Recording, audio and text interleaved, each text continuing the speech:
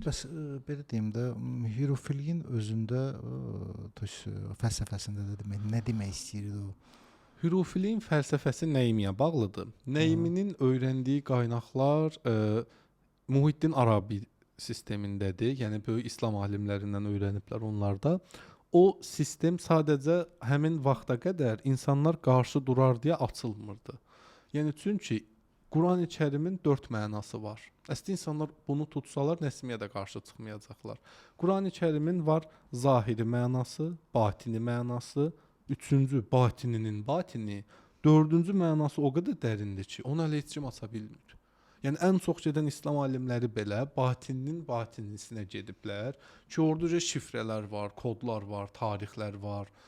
Yəni İstəmək istəyir ki, hürufilik onunla açıldı. bəli, Hürufilik axı başqa yanaşma verirdi. Hürufilik sadəcə necə idi? Hürufilik o level çatmış, insanlara birbaşa xitab eləyirdi. Hürufilik niyə o dövrdə qarşı durma ilə üzləşdi? Çünki insanlar buna hazır deyildilər. Heç indi hazır deyillər 2024-də. Okay. 1000 il qabaq təbii ki, heç hazır deyildilər.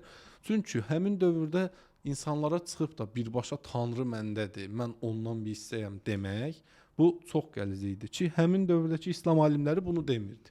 Bilsən əslində bu deyim özün yəni şeyləsən elə gedir Hinduizmə çıxır da belə baxanda. Zaten bütün yəni, başlanğıcını oradan götürür. gəlir yəni o prosta bunu indi bilmirəm indi bu hürufiliyi tam dəqiq mən deyə bilmirəm sadəcə, amma o sahədən gəlibdi, onu başqa cürə qələmə veriblər onu. Daha belə deyim də rahat başa düşəcəyi bildirlər, veriblər.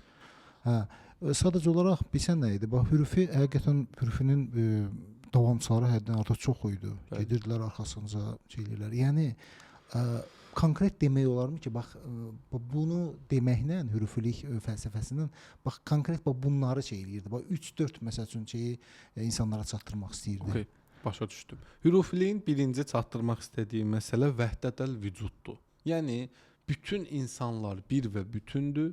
Ən üstün frekans sevgidir. Hamımız sevgi frekansında yaşamalıyıq. Çox gözəl. Yəni birinci sevgini aşılayırdı insanlara. O deyirdi ki, kainatdakı ən böyük güc sevgidir. Düz deyir. İnsan iki şeyi, yəni iki şey vardır ki, o insana hər şey elətdirə bilər. Biri sevmək hissidir, biri də sevilməmək. Hitler sevilmədiyi üçün dünyanı yandırdı.